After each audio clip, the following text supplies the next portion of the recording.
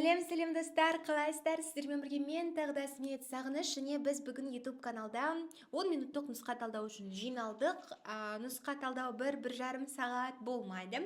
Бүгінгі біз нұсқа талдауда қысқа сы деңгейлі сұрақтарды талдайтын боламыз. 10 минуттарыңызды бөліп, тамақ ішіп жатқанда, шай ішіп жатқанда осы видеоны бір қарап алатын болсаңыздар, то сіздерге бір көмегін тигізеді деп ойлаймын. 5 сұрақпен 5 түрлі тақырыпты түсініп аласыздар дегім келеді. Жақсы, ендеше сұрақтарға кірісейік. Бірінші сұрақ: цитоқаңқаның қалыптасуына жасушаның бөлінуіне қатысады. Бірінші сұрақты айтпастан бұрын сіздерге айтқым келеді, каналға тіркеліп алыңыздар, алдағы уақытта өте көп пайдалы видеолар шығады. Және осы видеоға лайк басып, маған қолдау білдіруді ұмытпаңыздар. Сіздердің берген әрбір лайктарыңыз басқан маған әрі қарай видеоларды түсіруге үлкен мотивация болады. Бірінші сұрақ: цитоқаңқаның қалыптасуына жасушаның бөлінуіне не қатысады? Бұл органоидтардан, яғни цитология тарауынан келетін сұрақ, жасуша туралы келетін сұрақ. Жасушаның органоидтары, яғни бөліктері бар, жасуша ол органоидтардан тұратын, және цитоплазмадан тұратын үлкен құрылым, үлкен бөлік. Ол біздің организмнің ең кішкентай бірлігі болғанымен, біздің организмдегі жасушалардың алмасуының бұзылуы, олардың бөлінуінің бұзылуы, көбеюінің бұзылуы ол үлкен қауіп қатерлерге алып келеді. Неліктен десеңіздер, мысалға, біз терімізді жырып алдық, дұрыс па?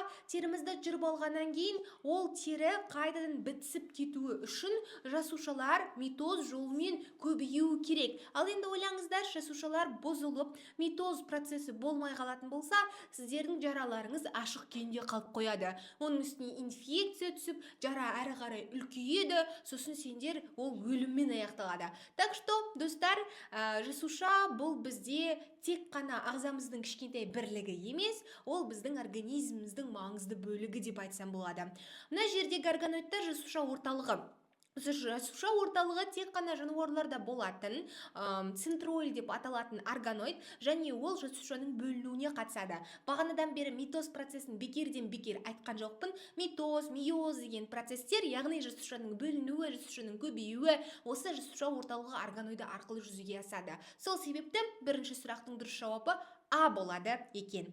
Екінші сұраққа көшейік. Суретте А әрпімен көрсетілген бөліктің қызметі дейді. Суретте А әрпімен бізде нұрлы қабық көрсетілген. Нұрлы қабық көзге пигмент береді. Кейбір адамдардың көзінде пигмент көп болады. Адамдардың көзінде пигмент көп болатын болса, адамдардың көзі қанық түсті болады. Мысалға, қоңыр көзді, немесе қара көзді қыздар. Ал егер де адамның көзінде пигмент аз болатын болса, адамдардың көзі көк түсті болуы мүмкін, жасыл түсті болуы мүмкін. В общем, басқаша необычный болады. Енді нұрлы қабық бізде қандай қызметті атқарады? Қоректік затпен қамтамасыз ету дейді. Көзді қоректік затпен қамтамасыз ететін тамырлы қабық. Өйткені ол жерде артерия, вена, капиллярлар, яғни тамырлар орналасқан.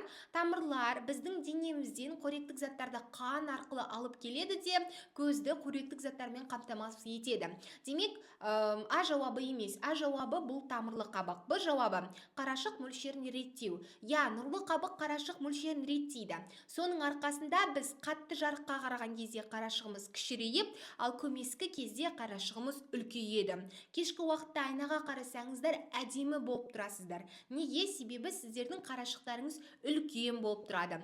С жауабы. Демек, Б жауабы дұрыс вариант. С жауабын талдайық. Ағаш жаңқасын қорғау. Ағаш жаңқасынан қорғау. Ағаш жаңқасы, темір сияқты қатты заттардан көзді қорғайтын, бұл ақ қабық. Ал топырақ сияқты оңай заттардан көзді қорғайтын, бұл бізде қасан қабық. Д жауабын қараңыздар. Көзге пішім беру және қорғау. Көзге пішім беретін оптикалық жүйе, бұл бізде алдыңғы камера деп аталады. Осылай әрбір жауапқа біз сипаттамасын бердік. Үшінші сұрақ: қатерлі ісік жасушаларына тән. Қатерлі ісік жасушалары, бұл орысша айтқанда біз оны рак клеткалар деп айтамыз. Рак клеткалары кез келген адамда болады. Бірақ та рак клеткаларының көбісі қарапайым клеткалардан айырмашылығын біле бермейді. Бірінші айырмашылығы бұл метастаз беру. Яғни қарапайым клетка немесе қатерлі емес ісік жасушасы бауырға түсетін болса, тек бауырды зақымдайды. Ал қатерлі ісік жасушасы ол бауырға түскен кезде әрі қарай таралып, басқа мүшелерді де зақымдайды. Және олар шексіз көбейеді. Сол себептен де сендерге ракпен ауырған кезде белгілі бір антибиотик әсер етпейді. Мысалға, бір антибиотикті қабылдайсыңдар, организмде оған резистенттілік, яғни тұрақтылық пайда болады. Сосын сендерге ол антибиотикті ауыстыру керек болады, өйткені клеткалар көбейіп жатыр. Осылай өмір бойы дәрімен өтесіздер. Егер де рак клеткалары болатын болса, яғни қатерлі ісік жасушалары болатын болса. Осыған байланысты ісікті екіге бөледі. Злокачественный, доброкачественный деп. Злокачественный опухоль кезінде, яғни қатерлі ісік жасушалары шексіз көбейеді, метастаз береді.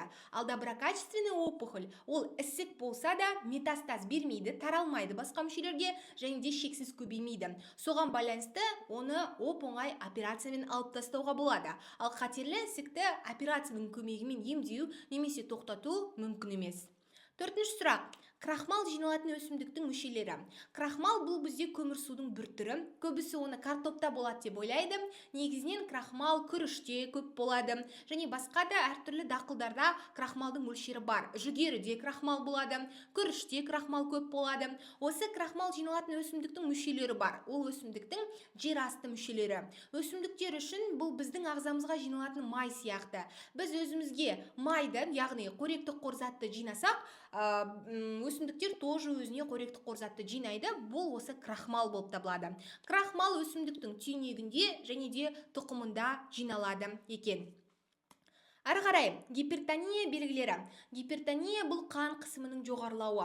Қан қысымы қалыптыдан жоғарылаған кезде адамның жүрегі айниды. Бұл гипертонияның басты бірінші белгісі. Сондай-ақ гипертония тахикардиямен бірге жүру мүмкін. Жүрек тез соғып, қан қысымы артады. Бұл көбінесе сіздер ұйықтамай энергетикті ішкен кезде болады. Әрі қарай жүрек айниды. Сосын басқа да белгілері болуы мүмкін. Конечно, тек қана бір белгімен шектелмейді. Бірақ бұл адамның организм үшін қауіпті болып табылады. Сондықтан уақыт өте келе есейген сайын сіздер қан қысымдарыңызды өлшеп, оны қалыпты ұстауға тырысасыздар. Жас кездеріңізде білінбеуі мүмкін, бірақ артериялық қан қысымы бұл адамның организміндегі температура сияқты тұрақты болуы керек, негізгі бір өлшем бірлік деп айтсам болады. Бізде өкпенің тіршілік сыйымдылығы, температура, артериялық қан қысымы дегендердің барлығы тұрақты болуы керек. Ал олардың айнымалы болуы немесе өзгеріп тұруы адамды түрлі ауруларға шалдықтырады. Осымен біз керемете осы 5 сұрақты талдадық. Сіздерге сұрақтар түсінікті болды деген ойдамын, ниеттемін. Достарыңызбен бөлісіп қойыңыздар. Описаниеде достар, мен өзімнің телеграм каналымды қалдырдым. Инстаграм каналыма және де WhatsApp каналдарға сілтеме бердім. Егер сіздерге менімен оқу, биологияны менімен бірге түсіну және медицинаға грант қатысу қызықты болатын болса, ұбт-ға дайындықты бізбен бірге жасасаңыздар болады. ұбт-ға дайындық үшін описаниедегі WhatsApp каналға өтіп, менеджермен сөйлесу арқылы сіздер курсқа тіркеле аласыздар. Бүгінгі сабақ осымен аяқталды. Келесі кездескенше аман, сау болыңыздар.